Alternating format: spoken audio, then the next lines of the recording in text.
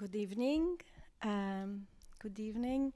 My name is Natalia Alexiun, the Harry Rich Professor of Holocaust Studies and the Interim Director of the Bud Shorenstein Center for Jewish Studies at the University of Florida. Today, I'm delighted to welcome you all, both our audience here in person and those joining us online, to the inaugural lecture in a Bruce Greenberg series. Today we'll hear from the eminent historian, Professor Jessica Roitman of the Vrije Universiteit Amsterdam. The series will continue later this semester with a lecture by Professor Aviva Ben-Or of the University of Massachusetts, Amherst, and in the fall with a lecture by Professor Laura Arnold Liebman of Princeton University. Thank you, Bruce, for your generous gift, for your passion for Jewish learning, and for your commitment to highlighting new scholarship in Jewish studies.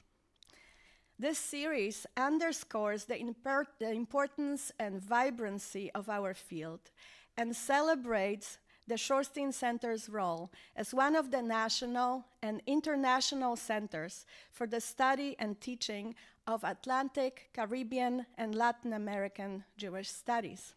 With the recent hire of the Alexander Grass Chair in Jewish Studies, Professor Raanan Rein, whose work focuses on Jews in Spanish-speaking countries, and the launch of the Consortium for Jewish Studies across the Americas, the center is poised to play a critical role in promoting interdisciplinary research, teaching, and collaboration on Jewish experiences in the Atlantic world, the Caribbean, and the Americas. We're also delighted to announce that this area will be further strengthened by a new position, the Bruce Greenberg Chair in Atlantic, Caribbean, and Latin American Jewish Studies. And I would like to thank Bruce Greenberg for his generosity and his steadfast support for the Bud Shorenstein Center of Jewish Studies.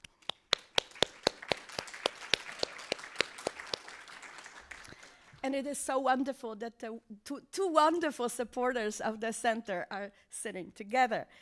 And now it is my honor to present Jessica Roitman, who is Professor of Jewish Studies in the Faculty of Religion and Theology at Vrije Universiteit Amsterdam.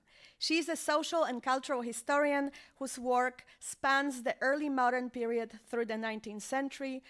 She draws on rich archival records to focus on Caribbean, Atlantic, and colonial Jewish histories, with particular attention to the intersections of minority status, ethnicity, religion, the private sphere, and the commercial networks, and the list goes on. She is the author of The Same but Different, Intercultural Trade and the Sephardim, 1595-1640, and the highlights of the Mangui Maduro Museum and Library. She has edited and co-edited too many important volumes to list here. Let me just give you two titles: Dutch Atlantic Connections, 1680-1800, Linking Empires, Bridging Borders, and The Imperial Turn in Dutch Jewish History, Cases, Questions, and Considerations. In addition, she published more than 24 articles and book chapters in various important venues. Professor Roitman serves as co-editor-in-chief of the Journal of Early American History, as the editor of Brill's Privacy Studies book series, and Amsterdam University Press's Jewish Urban Culture series, and as a member of the editorial board of Jewish Historical Studies. This evening, she will share with us in plain sight, Sex and Scandal in the 18th Century Curaçao Sephardic Jewish Community. Please join me in welcoming Professor Jessica Roitman.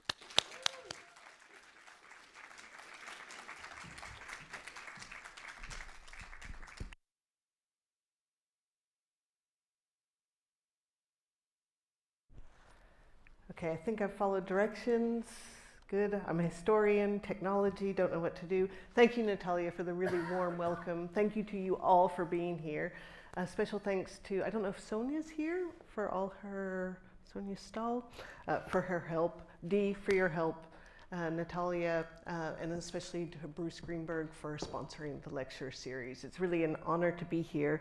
When I was asked what I wanted to talk about, there's all sorts of interesting things that I'd like to talk about, but I thought, it's going to be after 6. People are tired. We got students coming.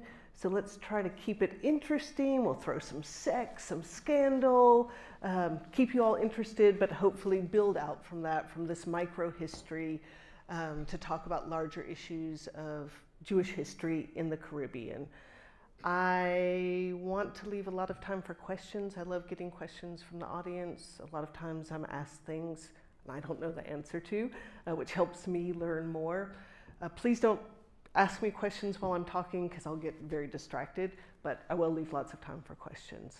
So I'm really thrilled to talk to you about one of my favorite topics, Sephardic Jewish communities in the Caribbean.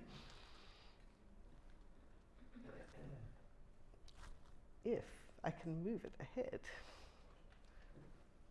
Yeah, there we go. So I want to start off talking about this juicy scandal, of course, why you all are here, but then zoom out a bit and talk about the Dutch Atlantic world. And this is always an issue for me when I'm giving lectures because I don't know how much people know. I've spent my career actually in the Netherlands. I got my PhD from the University of Leiden. So in that context, people know a lot, but when I speak to more American audiences, people are like, oh, who are the Dutch? Where are they? So I'm going to zoom out a little bit and give some background on that, then focus in a bit more on Curaçao, the Curaçaoan Jewish community. Then I want to talk about this case more because it's juicy, it's scandalous, it's really interesting. Talk about the evidence, how we know what we know about this case, because that's also quite interesting. And how society worked, because that's what really fascinates me. That's this book project I'm trying to write about this case as a microhistory. How society was working in Curaçao at this time, not only for the Jewish community, but enslaved people, free people of color, Protestants, Catholics. I want to find out how that works. I want to delve into that a bit this evening. And also talk about how things worked legally and judicially as well. And then just end with what I think what kind of conclusions we can draw, what kind of questions are raised by this case. So, 1775, there's a big scandal in Curaçao. Actually, if you know anything about Caribbean Jewish communities, which you don't have to, that's why you're here, but especially the community in Curaçao is known for being fractious. Now, those of you all who are part of a Jewish community, I know will be very surprised that communities can be fractious, right? No synagogue has ever had any conflict or been fractious. But the Curaçaoan community, especially in the 18th century, is particularly fractious, particularly prone to all sorts of conflict, internecine things going on. But this one was even greater than the other ones. I came across this case sideways, a bit by accident. I was looking for some other things at the Amsterdam City Archives. The Amsterdam City Archives houses the archives of what they call the Portuguese Jewish community, the Sephardic Jewish community from really the very earliest part of the 17th century. And I came across this folder with actually a lot of budget sheets to pay for some sort of legal case. So I was interested, but I didn't have time to delve into it. And it was only a couple years later when Aviva Ben-Ur, who was mentioned by Natalia, who's going to give you all a lecture later as part of the series, she and I were looking at what we wanted to write together. We wanted to write a chapter together, and I thought about this case. And then I went and looked in the National Archives of the Netherlands, and I found a lot, which I'll tell you some of this evening. It's a scandal, and now I'm going to tell you about it. I don't know how many people have read 19th century Russian novels. If you've read any good. Some of you good. I'm only mentioning that because if you've read a 19th century Russian novel, you know that there's a list of characters. And they're what they call all their nicknames and everything. So if and when I ever get this book written, I feel like I'm going to need that because there's a long cast of characters and they actually all have multiple names that they're referred to. If anyone's familiar with Curaçao or Papiamento, and I'll tell more about that in a minute, a lot of people also have nicknames. So it becomes, very entangled. But for the purposes of this short lecture and keeping people focused, I'm going to focus on the main cast of characters. We've got Sarah Pardo from a long-standing family on the island. So she is the niece of her husband, the second guy, Selima Vazfaro. Now you might think, ooh, that's already scandalous and kind of upsetting and weird. Within Sephardic communities, uncle-niece marriages are actually not at all uncommon. Not at all uncommon. You come across it a lot. That leads to all sorts of problems much later in Sephardic communities with actually, genetic diseases and all sorts of things. But it's not uncommon at the time. He is the brother of her mother. He's much older. And they do not have children. We know they've been married at least 10 years and they do not have children. Then we have her husband. Also her uncle, he's elderly, he's in poor health. And we have Abraham da Costa Andrade, also from a long-standing Curaçaoan family. I'll tell more about the community in a minute. So he's also married. He's accused of adultery with Sarah. He also had no children with his legal wife. He is excommunicated, so I'll tell you all about that. But these are the main people you need to keep in mind. So I want to zoom in just to kind of keep you interested here for a minute. And by the way, I'm happy to share the PowerPoint with anyone who wants it. I can give it, you can send it to you directly or share it with Natalia or Dee, and they can share it. So, yeah, accusation breaks out in 1775 because Sarah is pregnant. And you would think, okay, well, a pregnancy is a cause for joy. She hasn't been able to get pregnant in 10 years. Cool, that would be great. The issue is that no one believes that her husband is the father. They've been married for 10 years, no kids. In fact, his health has been so bad that they've twice been legally divorced with a get in Jewish law, like a divorce. The rabbis come by, and that is because the custom of levirate marriage was still being practiced. Not everyone may know of that. It's a Jewish custom that if that the brother needs to marry, or a brother needs to marry the childless widow of his brother to kind of keep the family line and his inheritance going. So to prevent that, twice they've had this sort of official divorce because they thought that he was on death's door. So no one believes that he was healthy enough to father a child. There are rumors of an attempted abortion, with people saying, okay, but if it's really her husband's child, why would she attempt to have an abortion? So yeah, rumors are spreading. And there's so many rumors that the Mahamad, so some of you may know, some of you may not know, within Sephardic communities, the Mahamad is the ruling sort of board of directors of a community. And at this time, they have a lot of power in Sephardic communities. In the Caribbean, but also in Amsterdam. So they really have a lot of power, and they impose a harem, an excommunication on Abraham. So we think of excommunication a lot with Spinoza. If you've heard of Spinoza, big deal, he gets excommunicated, also Uriel da Costa. Not all excommunication works like that. In fact, the vast majority of it doesn't. Those were really exceptional cases. In most cases, you're excommunicated for a couple days. It's a punishment, and that involves in this case, a man won't be called to read the Torah, which is part of the Jewish tradition, or you may have to sit in a different place, in a less prestigious place. There's various levels of it. Officially, people outside your family aren't supposed to talk to you or do business with you. So it's a social and religious sanction, but it doesn't always mean being thrown out of the community completely like we think of, or like in a lot of Christian communities, like excommunicated, that's it forever. But he is excommunicated. He's banned briefly from the synagogue. He has to pay a fine. I'll go a bit more into that.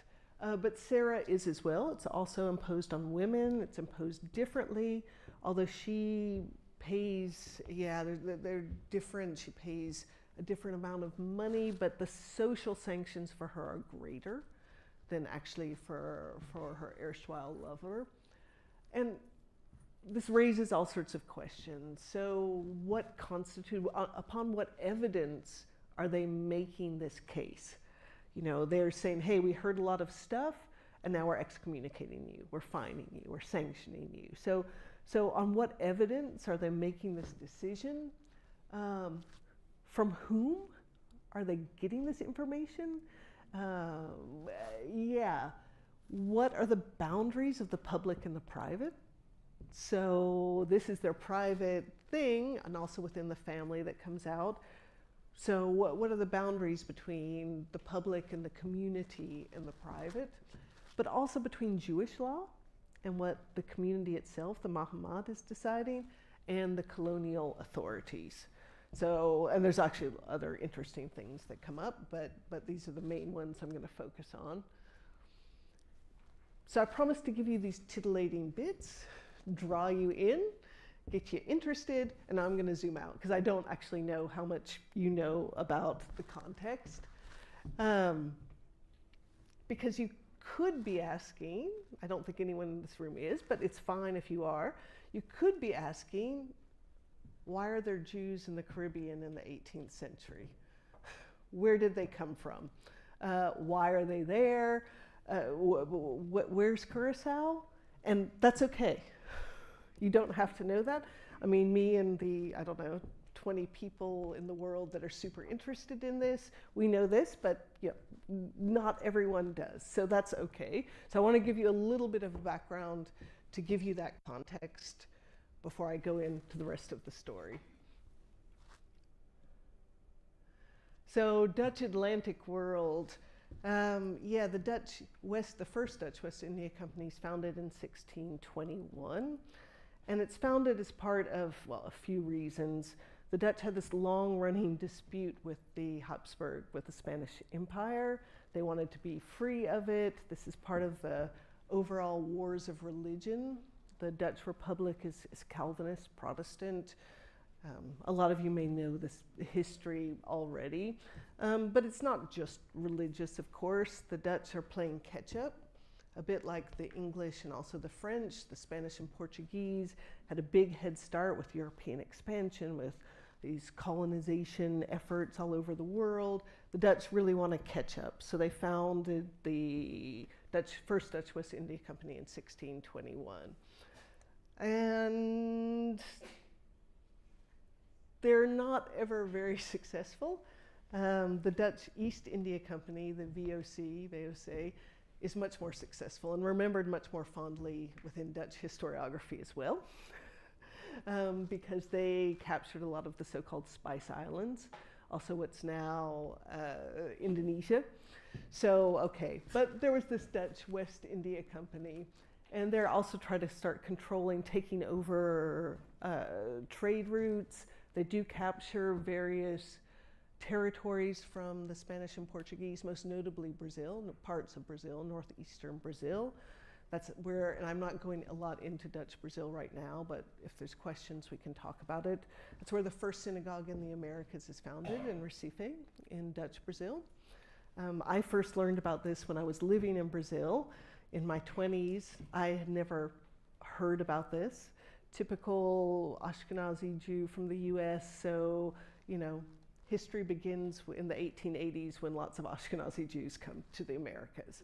Had never, ever heard of this story, became fascinated with it. So the Dutch hold on to this territory in Brazil for a while, lose it, but like the English and the French are really trying to, as I say, play catch up, take over these territories. New Netherlands, now known as New York, trade it to the English in part for Suriname, another Dutch colony. Seemed like a good trade at the time. So the Dutch are trying to take over, trying to get footholds throughout the Americas, competing. And yeah, Jewish merchants are integral to these Dutch Atlantic networks. So my last bullet point was Jewish merchants are integral to these Dutch Atlantic networks. And you may be saying, why? Why? Let me tell you. So the Dutch, also the English, but the Dutch desperately, desperately need people for these settlements. Desperately need them. Because, well, the Dutch Republic, the Netherlands is still a really small country, low population. And this, in the 17th century, is during the Dutch Golden Age, so-called Golden Age. You may have heard of it, Rembrandt, all these painters. Yeah, it's hard to get people to leave the Netherlands. They don't want to leave. And they need people who will go. And, you know, why would people go? Things are going really well in the Netherlands, or the Dutch Republic. You don't want to go. And you might die. And the very least is you're going to get sick. So it's very hard to get settlers. So, and in fact, actually, fun fact, about a third to a half of the sailors on Dutch East India ships, but also West India ships, are from German states or Scandinavians, because they just can't get Dutch people to go.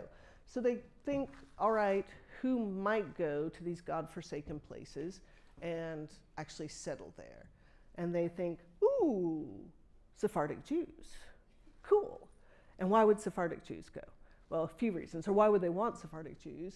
Because they thought they might go, but also, and I'm not getting the whole history of conversos and new Christians in Iberia. I think a lot of people know that, but we can talk more about it. Yeah, so they think, okay, well, these people speak Spanish and Portuguese. They have connections, often family connections with people on the Spanish and Portuguese mainland. But mostly they say, okay, I bet we can get these people to go because we can give them more freedom than they have in Europe. So they really actively start recruiting Portuguese Jews, Sephardic Jews in Amsterdam, also in Hamburg, also in Livorno. They even nail these sort of placards on the synagogue doors saying, hey, if you come to our settlements, look what we'll give you. And there's all sorts, and it depends a bit from chronology and between the English and the Dutch, but in general, more rights than they had in Europe. For instance, they can work on Sundays, on the Christian Sabbath. Also, their enslaved people can work on Sundays. They don't have to, for instance, if something comes to court or official, they don't have to do that on the Jewish Sabbath.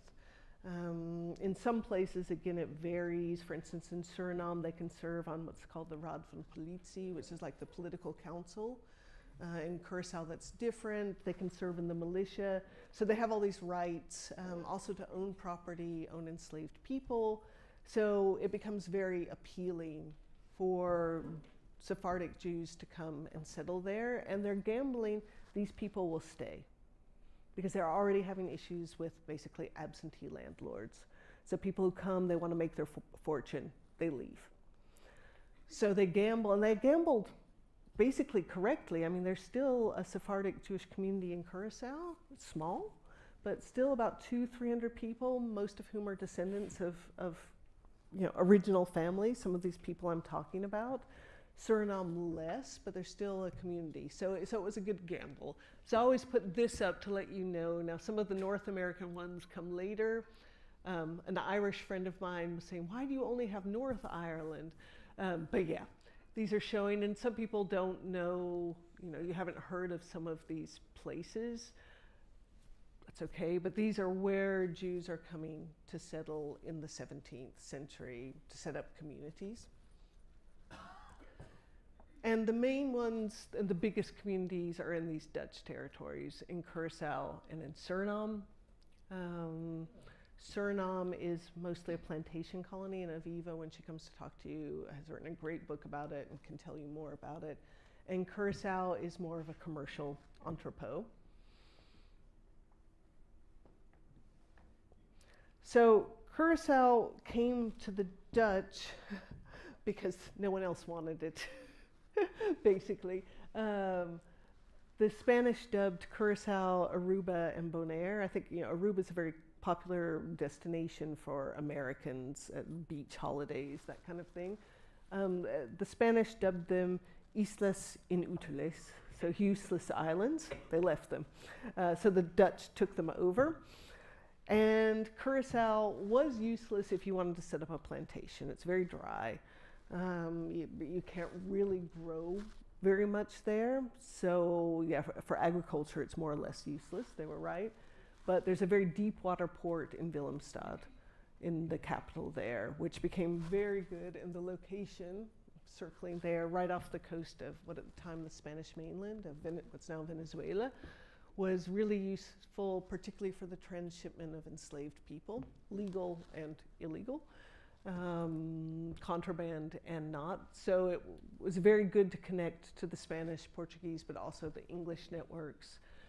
And so the value was really with the trade there, and certainly not with agriculture.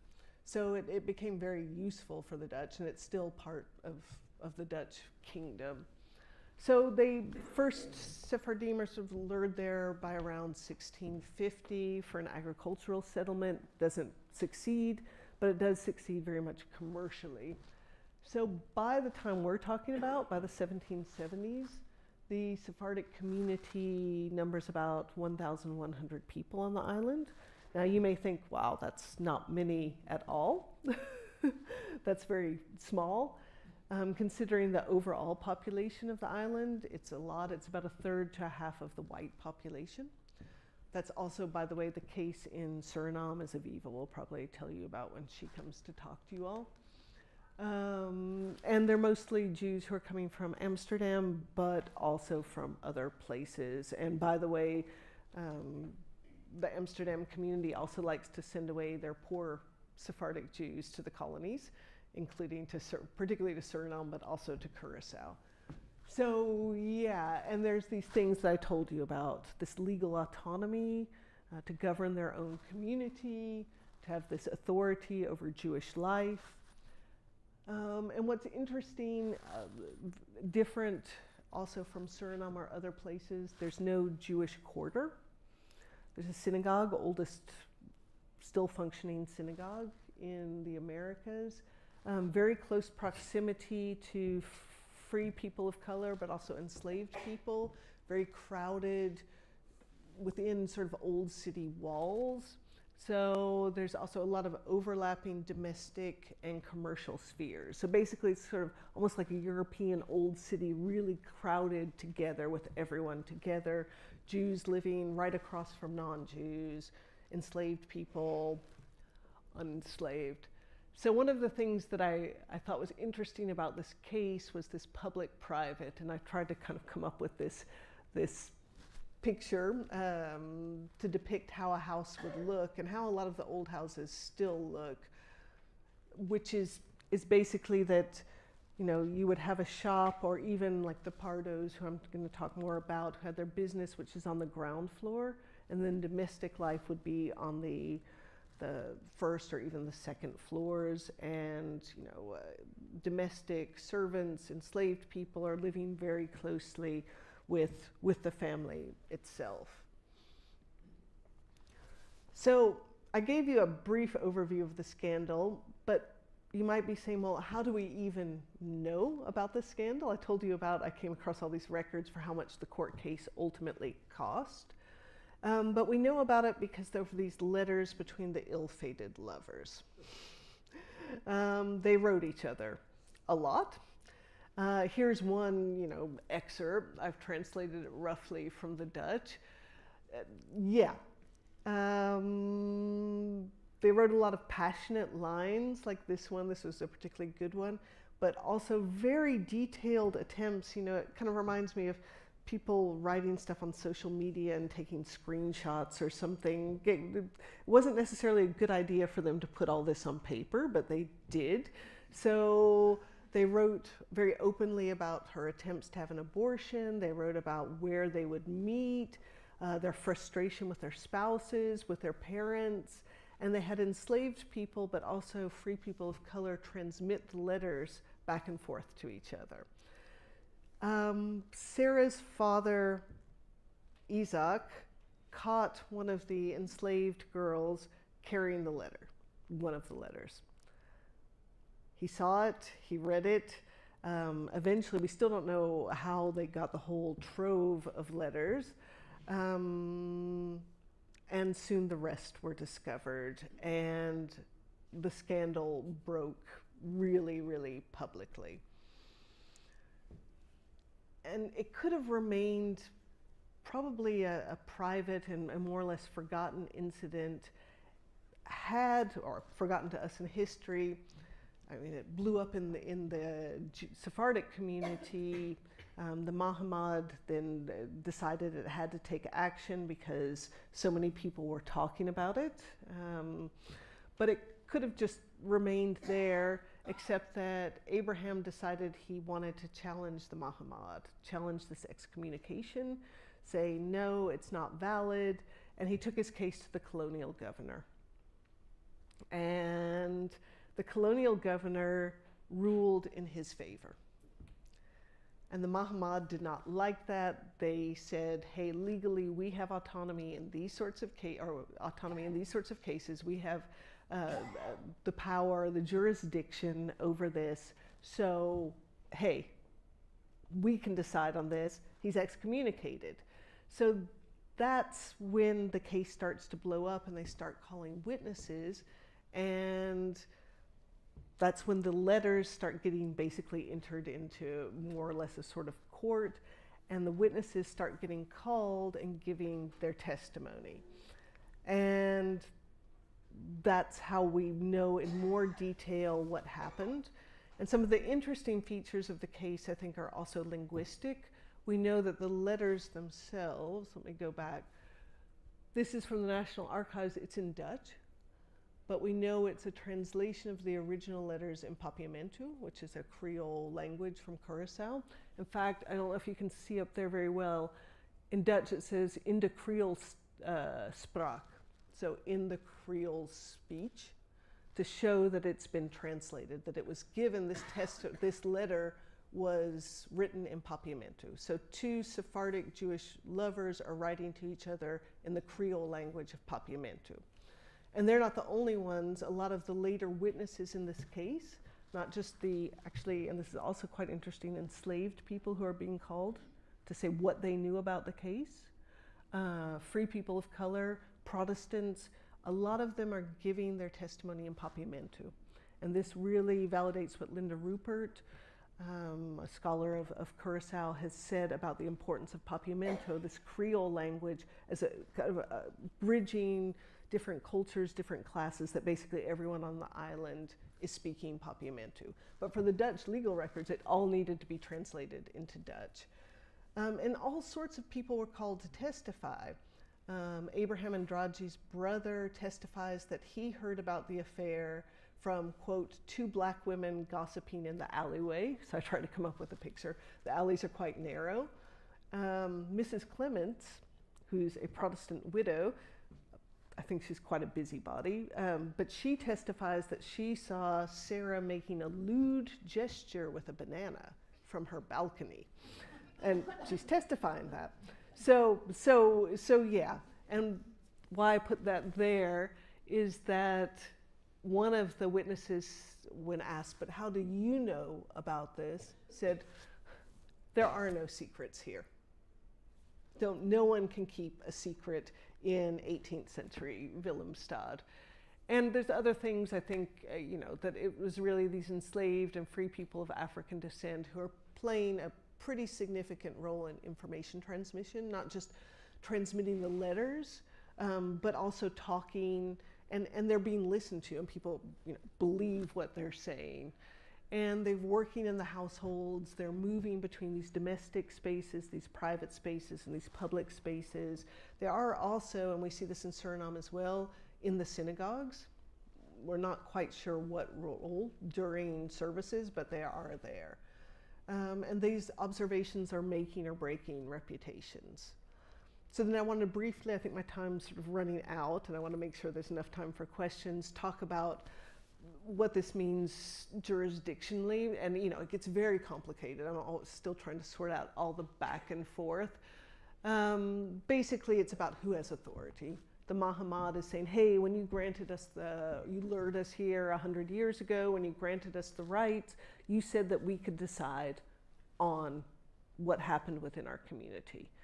The colonial governor is saying, well, yes, but this has escalated more. And what we see, and this is not an exceptional case, it's exceptional in the scandal, it's exceptional with how long it went on. But Aviva's found it in Suriname for sure. Basically, and those of you who are familiar with a wonderful legal historian, Laura Benton, know about this, how people use different imperial, different colonial, different legal systems to their advantage, sometimes turning to the Spanish or the French or the Dutch, and the Jewish community is doing the same. The Mahamad wants to assert authority, but the people in the Jewish community are like, I don't like your decision. So I'm going to appeal to the governor because I might get the decision that I like better. And that's exactly what he's doing here, but it just keeps escalating. And yeah, it reveals those tensions between that autonomy within the Jewish community, but also the power of the colonial government. And it becomes, I've summarized it here, a 20-year-long legal battle, which is, as I said, how I first discovered it. It actually never gets completely resolved. It ends up costing everyone a lot of money. Resonances with today when you get into these legal battles, really protracted legal battle that ends up going to the highest court in the Dutch Republic at the time. And now I want to zoom out for a last minute. I'm happy to go into far more detail about the case or just other stuff, because it is a very rich case. And I alluded to this already, but one of the things I think is also interesting for an audience like this, is to help us rethink what I often see, and again, I already alluded to it, this North American-centric view of Jewish history.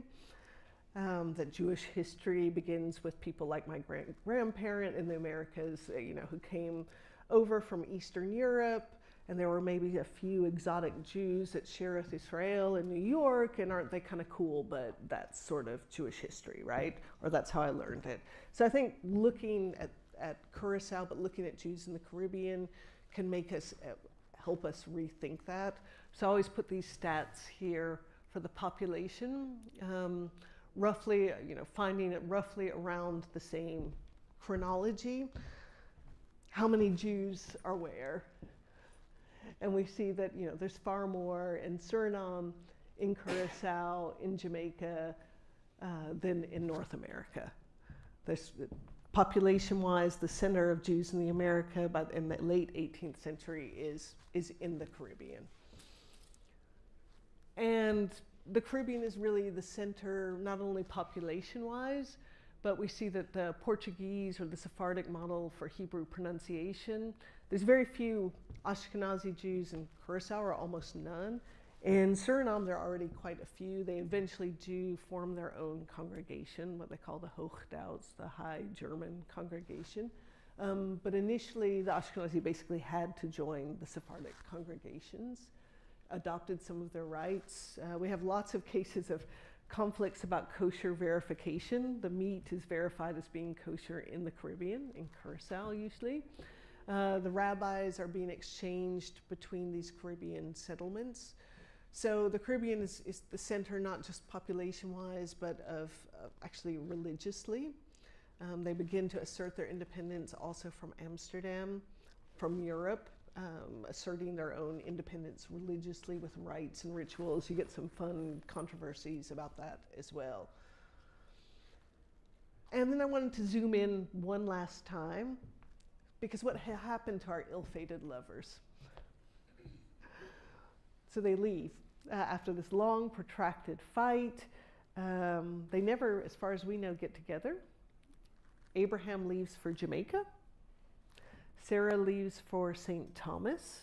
Sarah's father, Isaac Pardo, in fact, I don't know if Tom Thielen, who's a brilliant researcher, is watching this via live stream. He just sent me something earlier today that he found the last will and testament of Isaac Pardo, Sarah's father, in Amsterdam. So apparently he goes to Amsterdam in 1880, bringing 3 enslaved people with him, even though that's not allowed in Amsterdam, in the Dutch Republic at the time, possibly for health reasons, possibly because of this scandal. And this is tying into what we know, what the work of Josette Capriles Goldish has also shown about basically the scattering of Caribbean, particularly Curaçaoan Jews by the beginning of the 19th century.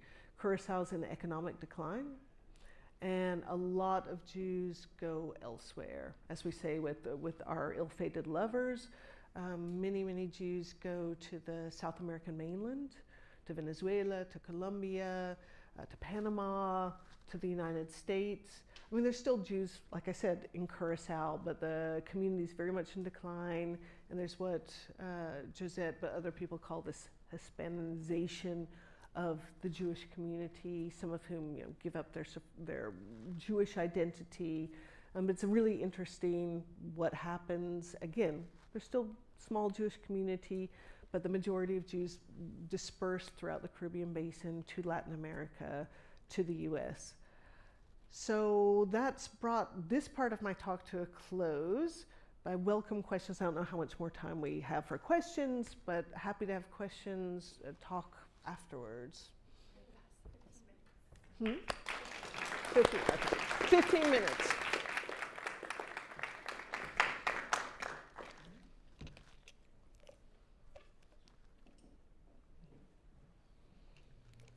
I work on these Ashkenazi Jews, so I'm asking, really just mesmerized by the story, the personal story.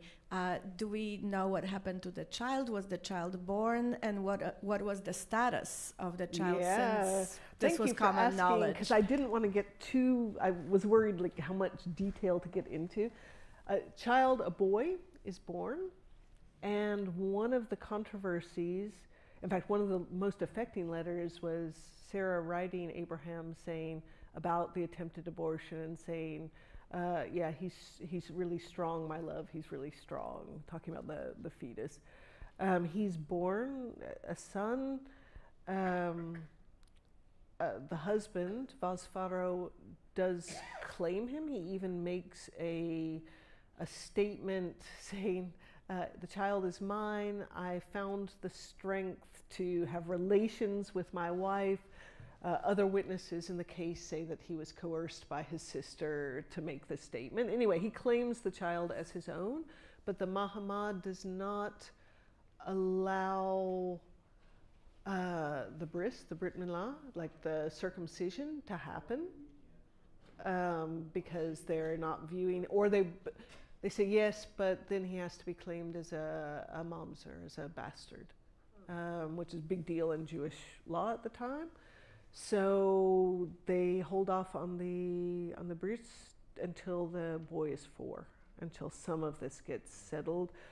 Possibly some of that was also about inheritance. There could have been an economic aspect to claiming the child or not. But the child, as far as we know, I'm trying to trace what happened with him in St. Thomas. I was talking to Fernando about Gunvor Simonson's research on St. Thomas, and she's also been helping me to try to look for some of the records. If I can find, Sarah went to St. Thomas, what happened to this boy? But at least legally he remained known as the legal son of Vasfaro. But kind of a sad story, really.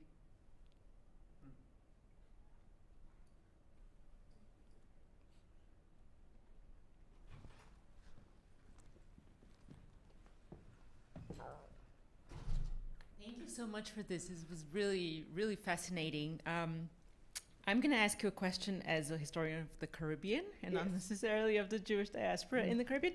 But I was really intrigued by your point there that, population-wise, the Caribbean is the center of Jewish history in the Americas. I find it very compelling, and I think you made the case just with this brief presentation.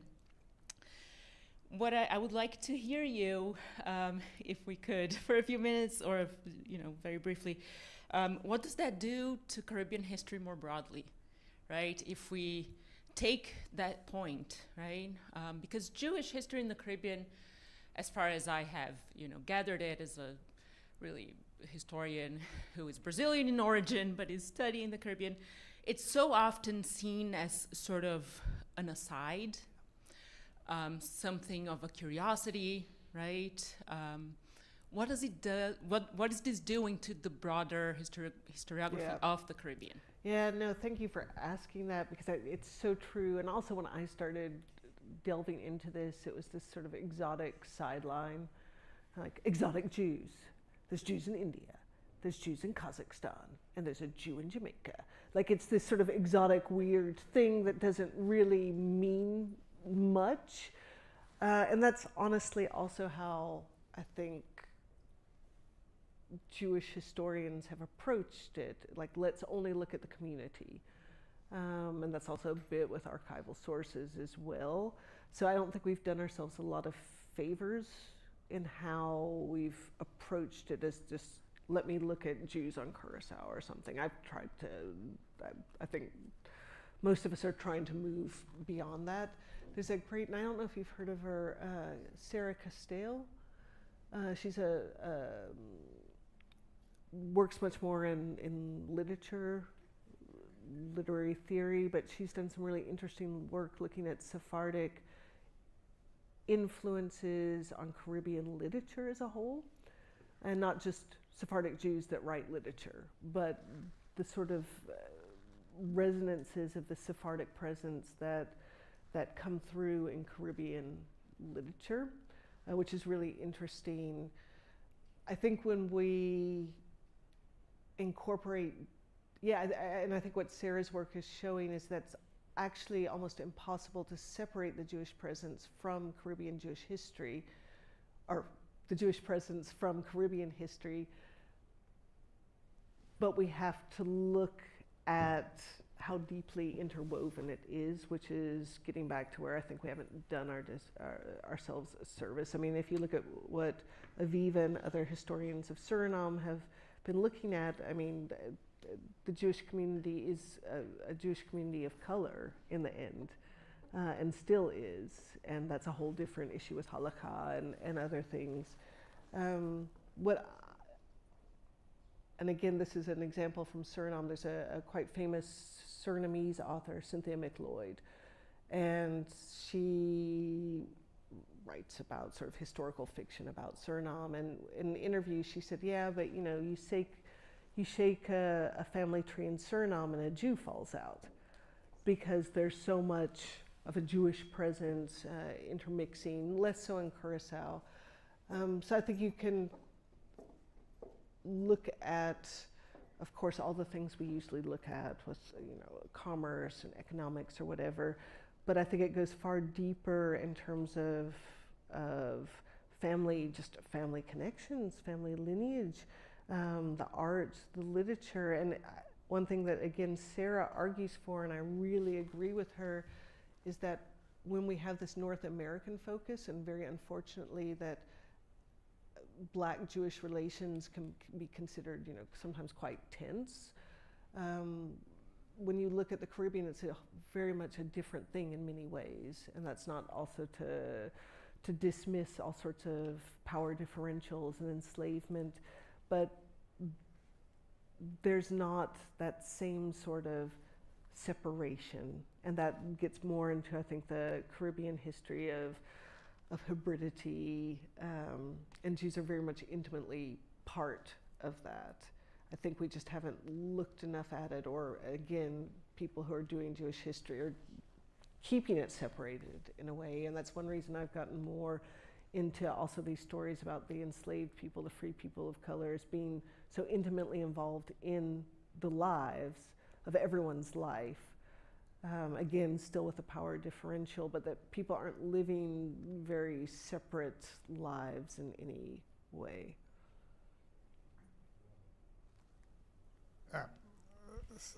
Can you hear me? Yes, you can hear me. Okay. So I'm sort of struck by your presentation, and it's going to be very weird what I'm saying, but I have to say it. That you seem to be taken aback by the scandal, as if it's something so unusual that there aren't scandals so much part of human culture. But I want to take it one step further and just say that when we look at the Caribbean, isn't that sort of what sets it apart in the sense that it's a transgressive space, much more so perhaps than other parts of the Jewish experience? Not taken aback at all by the scandal. It's a fun one to work on because, as I said... Sorry, can you talk up a little bit? It's hard for me to hear you. I'm not taken aback at all by the scandal. I'm using it as a fun way to get into all these other issues. So there's all sorts of scandals all the time.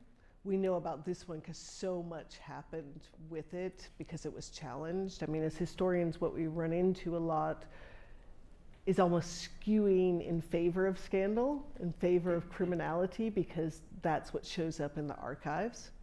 When things are just kind of going along nicely, we tend not to see them as much.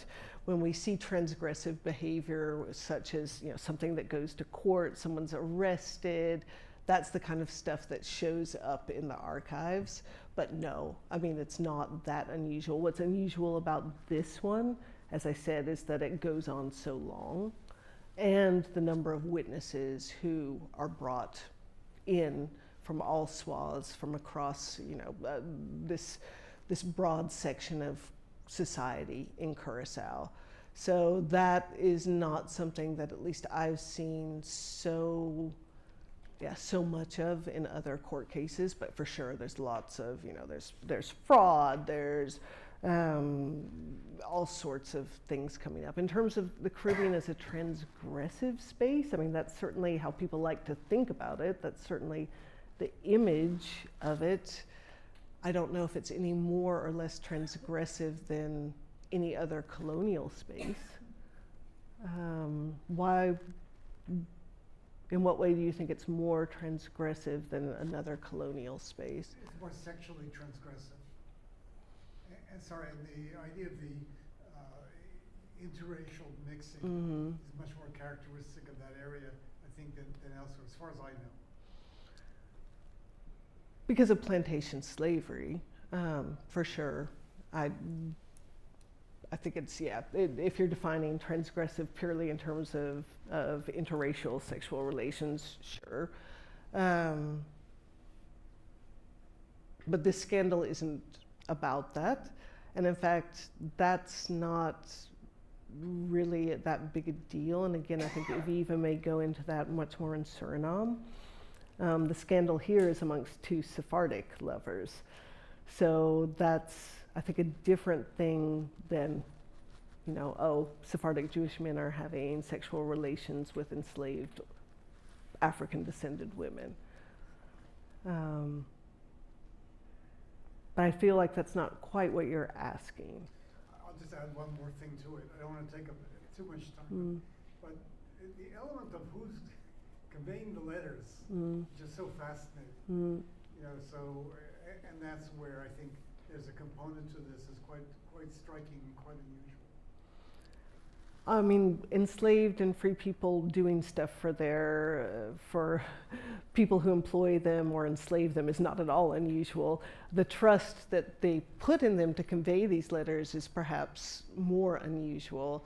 And I didn't get into all this in my talk now, but you do see, and this is also what I think is a little more unusual, that certainly the free people of color are being called as witnesses to give their testimony in the case. I was asked by Abraham to convey this letter. He paid me this amount of money. And also, and again, this is probably not that unusual if you look at any society that has a strong component of enslavement, is this intimate knowledge of what's going on. And even when there's not enslavement, you know, the nanny maybe knows far more about what's going on in the house than you might want her to. So they're very aware of what's going on in the household. And playing, you know, some quite intimate roles. We hear one witness say that actually Isaac, the dad, wants to kick Sarah out of the house. And the enslaved people beg him not to because that will make it a bigger scandal. So there obviously is some, you know, level of trust, of intimacy, of, if not power, influence, because they're arguing with him not to do it. So I don't think that necessarily is even that unusual. What I think is interesting is that we're getting a glimpse of it. Yeah, I actually, almost sort of related to some of what you talked about. I wanted to ask you about your research process and where you were able to draw a lot of these sources from. How were you able to jump from one to another? What were the most important sources of sources, if you will, for you?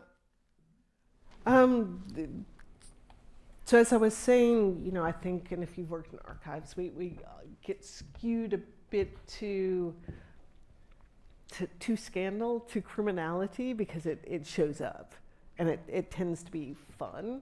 Or else, I mean, at least in Dutch historiography forever, it had a very economic focus, because there were so many ledger books and budgets and stuff left, because that's what people, you know, were influenced by what people choose to save. I mean, what they find worthwhile in preserving in archives, and that influences what we can find. And you know, that's why we try to read between the lines, go against the grain, everything.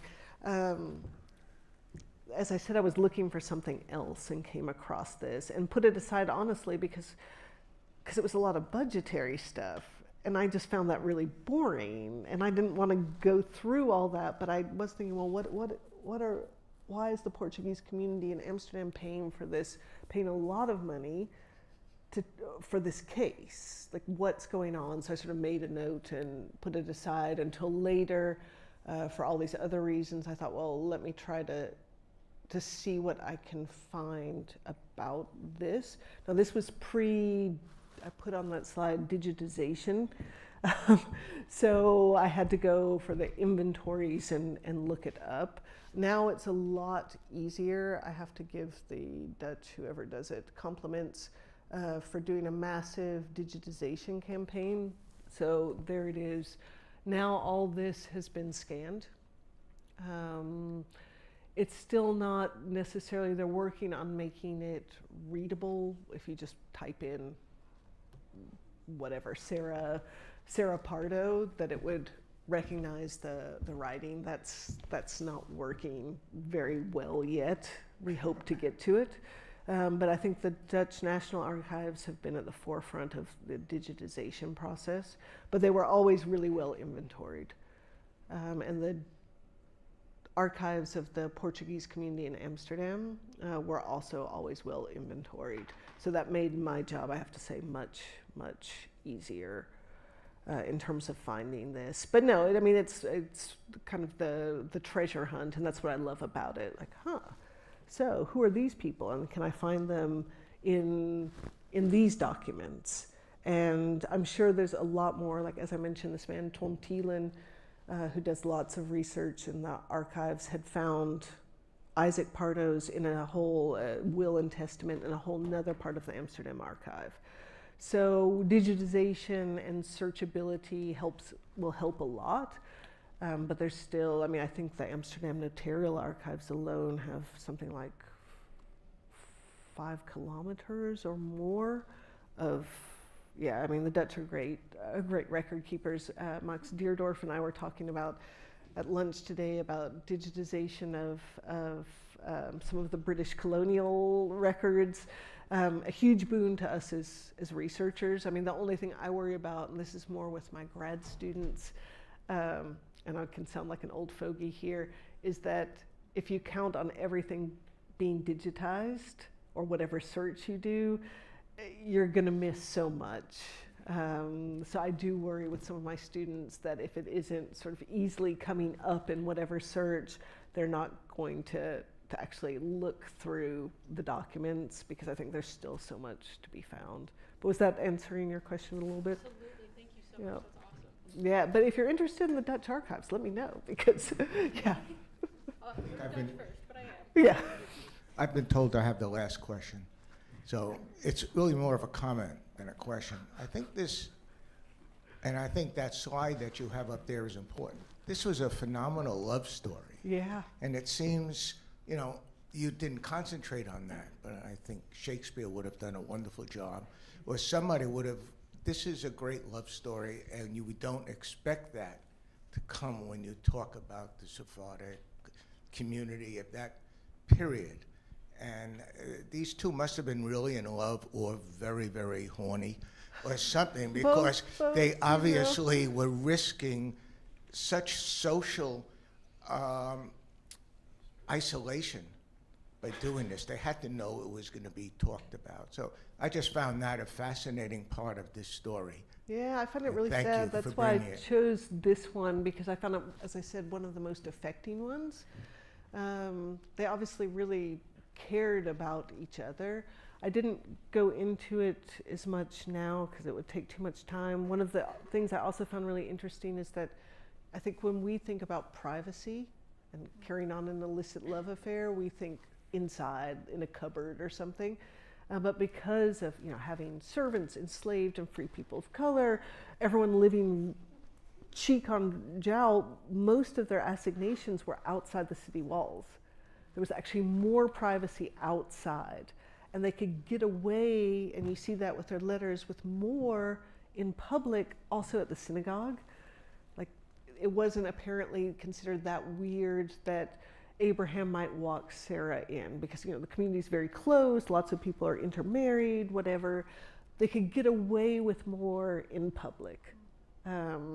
Also walking to the market together. Of course, people start to comment as well, like, oh, we saw him a lot, blah, blah.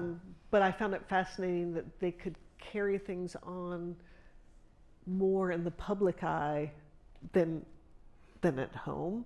But yeah, it's really sad, and that's why I would love to find out what happened to the little boy. What happened with Sarah? Did she remarry? I don't know. I really want to be able to trace that. But yeah, as far as we know, they were never together. As I said, we know that he moves to Jamaica and she moves to St. Thomas. And it does raise interesting questions. I mean, she's married to her uncle. We know marriages are largely arranged. And that's the case anyway in the 18th century. So yeah, I found it quite sad as well. I wanted to add a question that came via streaming. Oh, okay. From love to statistics. What is the size of the Jewish community in Curaçao now? Between 200 and 300 people. They're doing great stuff. They just opened a museum, which unfortunately I haven't been to yet. And I was talking, I don't know if she's here, I was talking today. The Mongi Maduro Library has just gotten a grant from the British Library Endangered Archives program to digitize and make more widely available their collections. They have a fantastic collection of the Jewish community, but also lots of stuff that is really useful for people just doing Caribbean history. It's actually Fernanda's question about, even stuff that's focusing on the Jewish community can have a lot of relevance for wider Caribbean history. My main contact has been Ron Gomez Caceres, one of the older families there. He's also done really interesting research, a bit like Bruce, on the Askamot, the bylaws of the congregation there, and also written some stuff on the cemetery. So there still is a really vital community, but it's small. I think a lot of the community also spends part of their time in the U.S., back and forth. There's also an Ashkenazi community that started coming in the 1920s as refugees from the war. I think there's Chabad there. The old Sephardic synagogue is now actually American Reformed Reconstructionist, I believe. So it's not where they don't do much with the old Sephardic rites, but they still have services on Shabbat. Beautiful synagogue. They have the sand floors, like a lot of the Caribbean synagogues. So they are still there, and they're really active in preserving their history and their culture. Unfortunately, our time is coming to an end, but join me in thanking Professor Roitman for this Thank you all for coming. wonderful, intimate story with bigger implications for the field. Yeah. And I also want to thank Dr. Rebecca Jefferson, our curator of the Issa and Ray Prize Judaica Library, for bringing some of the treasures, and there's a lot more where it came from. Please come and visit. And there will be a little bit of time to mingle with Professor Roitman as But I'm taking we this are. off because it makes me. As we are coming to an end with this wonderful evening, thank you for joining us, and see you next time.